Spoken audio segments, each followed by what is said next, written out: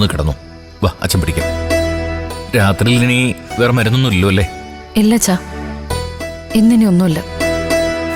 രാവിലെ ഇഞ്ചക്ഷൻ സമയത്ത് നഴ്സ് വന്ന് വിളിക്കും. നാളത്തെ അവസ്ഥ കൂടെ നോക്കി ഡോക്ടർ ഡിസ്ചാർജിന്റെ കാര്യം തീരുമാനിക്കും. അതുകൊണ്ട് നീ നന്നായിട്ട് റെസ്റ്റ് എടുത്തോ ചേരും. ഒരേ കിടപ്പ് കിടന്ന് മടുത്തു ചേച്ചി. വേദന കാരണം അധിക സമയം ഇരിക്കാനും വയ്യ. നാളെ തൊട്ട് തന്നെ എല്ലാം ഭേദാവും. മോള് പ്രാർത്ഥിച്ചു കിടന്നു. അച്ഛാ, അച്ഛൻ ഇനി വീട്ടിലേക്ക് പോയിക്കോ. അവിടെ മഞ്ചാടിയും ബാനുമ്മേ മാത്രല്ലേ ഉള്ളൂ. അവിടെ അവർക്ക് പേടിക്കാനായിട്ടൊന്നുമില്ല. ഞാൻ വേണമെങ്കിൽ ഇന്നിവിടെ തങ്ങാനു. അയ്യോ, എന്തു പറയുന്നു? അതൊന്നും വേണ്ട അച്ഛാ. വരാന്തയില് ബെഞ്ചിൽ കൊതുകടി കൊണ്ടു കിടന്ന അച്ഛന് വല്ല അസുഖവും വരും. അതെ അച്ഛാ, ഇവിടെ വേറെ ആരുടെ ആവശ്യമില്ലാത്തോണ്ടല്ലേ വിനയേട്ടനെ വീട്ടിലേക്ക് പറഞ്ഞയച്ചത്. അച്ഛനും പോയിക്കോ, എനിക്കിപ്പോ വലിയ പ്രശ്നങ്ങളൊന്നുമില്ല. എന്നാ പിന്നെ അച്ഛൻ പോയിട്ട് നാളെ വരാം. നാളെ ഡിസ്ചാർജ് ആവുകയാണെങ്കിൽ മോളുടെ തീരുമാനം എന്താ? പിന്നെ എന്റെ വീട്ടിലേക്ക് തിരിച്ചു പോകല്ലേ?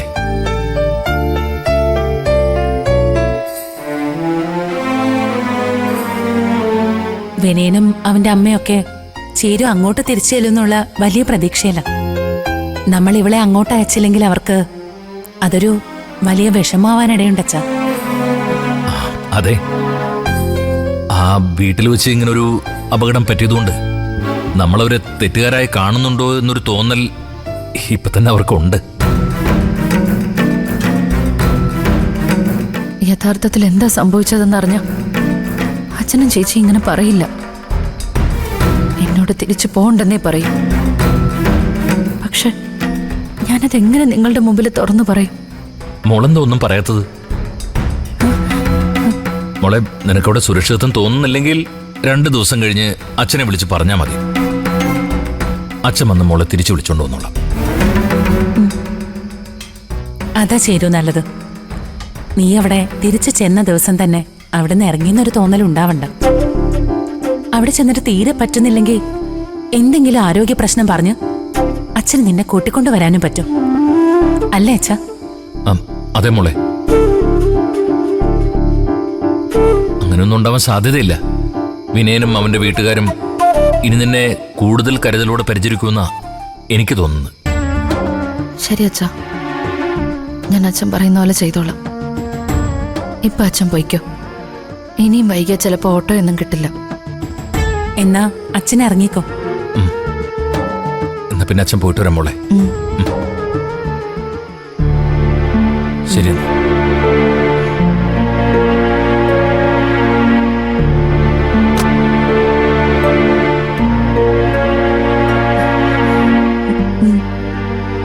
ശരി അച്ഛാ.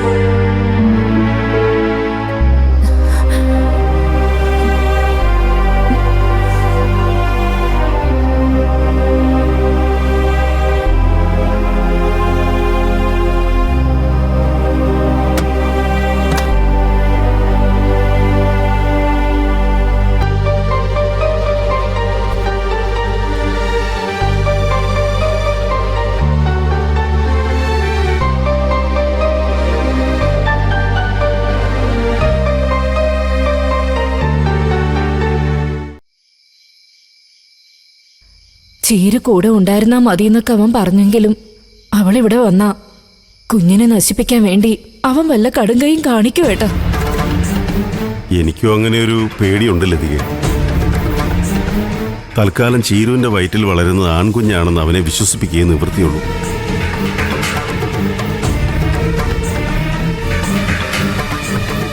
അതിനൊരു വഴി ഞാൻ കണ്ടുവച്ചിട്ടുണ്ട്. എന്ത് വഴി? ആ ഡോക്ടറെ കൊണ്ട് തന്നെ ആൺകുഞ്ഞാണെന്ന് പറയിപ്പിക്കേണ്ടി വരും. ഏയ്, അതൊന്നും നടപ്പുള്ള കാര്യമല്ല. നമുക്ക് നാളെ അവനെയും കൂട്ടി പോയി ഒരു ജ്യോത്സ്യനെ കാണാം. ജോത്സ്യരും അവന് ജനിക്കുന്നത് പെൺകുഞ്ഞാണെന്ന് പറഞ്ഞാലോ? അതവന്റെ യോഗം. ആ അനന്തം മാഷിനെ പോലെ 5 പെൺമക്കളുടെ അച്ഛനാകാനാണ് അവന്റെ യോഗമെങ്കിൽ അത് അവൻ അനുഭവിച്ചല്ലേ പറ്റൂ. വേണ്ട ഏട്ടാ, ജോത്സ്യർ അങ്ങനെ എന്തെങ്കിലും വെട്ടി തുറന്നു പറഞ്ഞാ അത് വിനയന്റെ മനസ്സിന് കൂടുതൽ വേദനിപ്പിക്കുകയുള്ളൂ. കുഴപ്പമില്ലാമേ. മാമൻ പറഞ്ഞതുപോലെ നമുക്കൊരു ജോത്സ്യരെ പോയി കാണാം. ജാതകത്തിൽ എന്താണെന്ന് അറിഞ്ഞാൽ പിന്നെ കൂടുതലൊന്നും ആഗ്രഹിക്കണ്ടല്ലോ. ജോത്സ്യര് പറയുന്നതൊക്കെ നീ വിശ്വാസത്തിലെടുക്കോ വിനയ? നമുക്ക് നോക്കാമേ. ഞാൻ ഇത്രയും കാലം ആഗ്രഹിച്ചതല്ലേ, എനിക്ക് വേണ്ടി അമ്മ ഒരുപാട് പ്രാർത്ഥിച്ചതുമല്ലേ. എന്നിട്ടും ദൈവം കൈവിടുകയാണെങ്കിൽ പിന്നെന്ത് ചെയ്യാൻ പറ്റും? അപ്പോ നമുക്ക് രാവിലെ പോവാം അല്ലേ? ഞാൻ റെഡി, പോവാം.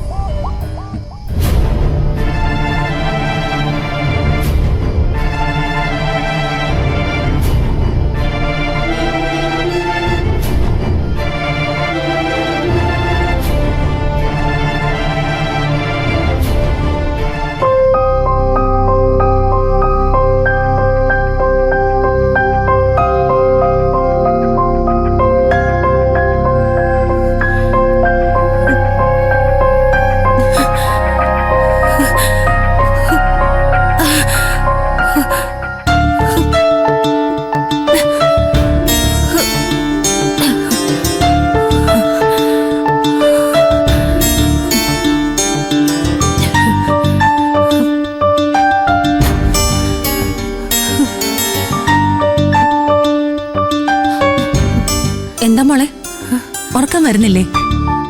കുടിക്കാൻ വെള്ളം വേണോ നിനക്ക്? വേണ്ട ചേച്ചി, വെള്ളമൊന്നും വേണ്ട. ഓരോന്നാലോചിച്ചിട്ട് ഉറങ്ങാൻ പറ്റുന്നില്ല.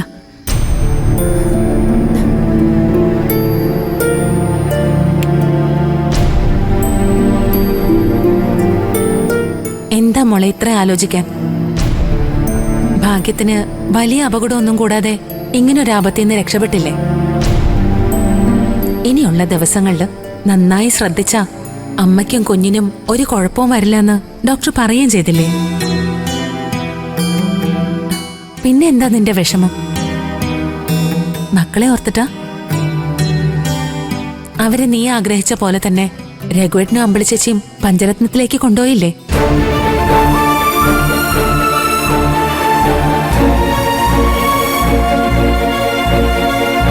അവരെ ഞാൻ അങ്ങോട്ട് കൊണ്ടുപോകാൻ പറഞ്ഞത് എനിക്കും പഞ്ചരത്നത്തിലേക്ക് തിരിച്ചു പോകാൻ വേണ്ടിയായിരുന്നു. അതെങ്ങനെയാ മോളെ? വിനയന്റെ വീട്ടിലേക്ക് നീ തിരിച്ചു പോയതല്ലേ ഉള്ളൂ. വീണ്ടും നീ അങ്ങോട്ട് പോവാതിരുന്ന അവരെന്ത് വിചാരിക്കും? വിനയന് അത് വലിയൊരു ഷോക്കാവില്ലേ? അപ്പൊ എനിക്ക് വിനയേട്ടൻ തന്ന ഈ ഷോക്കോ? ഞാൻ ഇങ്ങനെ കിടക്കാൻ കാരണം എന്താന്ന് നിങ്ങൾക്ക് ആർക്കും അറിയില്ല. എന്റെ അശ്രദ്ധ കൊണ്ട് സംഭവിച്ചതാണെന്ന് ഞാൻ സമ്മതിച്ചത് വിനയേട്ടനെ രക്ഷിക്കാൻ വേണ്ടി. വിനയനെ രക്ഷിക്കാനോ? അപ്പോ അവൻ വീണ്ടും നിന്നെ ഉപദ്രവിച്ചോ മോളെ? എന്ന് ചോദിച്ചാ ചേച്ചിയോട് എങ്ങനെയത് പറയണ്ടെന്ന് എനിക്കറിയില്ല. ഡോക്ടറോട് ഞാൻ എല്ലാം പറഞ്ഞിട്ടുണ്ട്. അതുപോലെ എല്ലാരോടും പറയാൻ പറ്റുന്ന കാര്യമല്ല. എന്നാലും ചേച്ചിയോട് അറിഞ്ഞിരിക്കുന്നത് നല്ലതെന്ന് തോന്നുന്നു. നാളെ ആ മനുഷ്യൻ വീണ്ടും എന്നോട് എന്താ കാണിക്കുന്നതെന്ന് അറിയില്ലല്ലോ.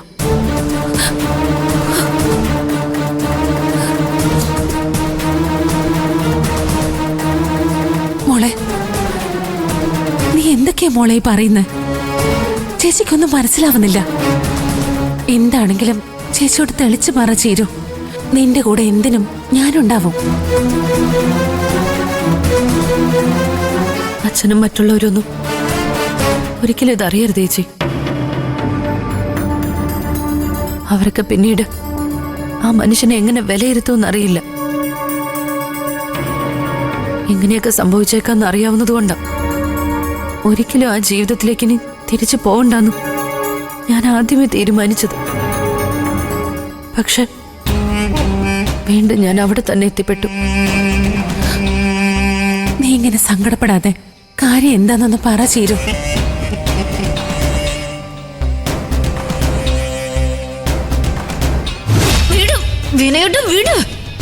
എല്ലാ ആണുങ്ങളെ പോലെ ആണോ ചിരു ഞാൻ? എല്ലാവരും എപ്പോഴും ഭാര്യമാരോടൊപ്പം ജീവിക്കുന്നവരാ. ഞാനോ? നീ അങ്ങനെ പറയല്ലേ, എനിക്ക് ഇതിനോടുള്ള ഇഷ്ടം കൊണ്ടല്ലേ ചിരു. പ്ലീസ് ചിരു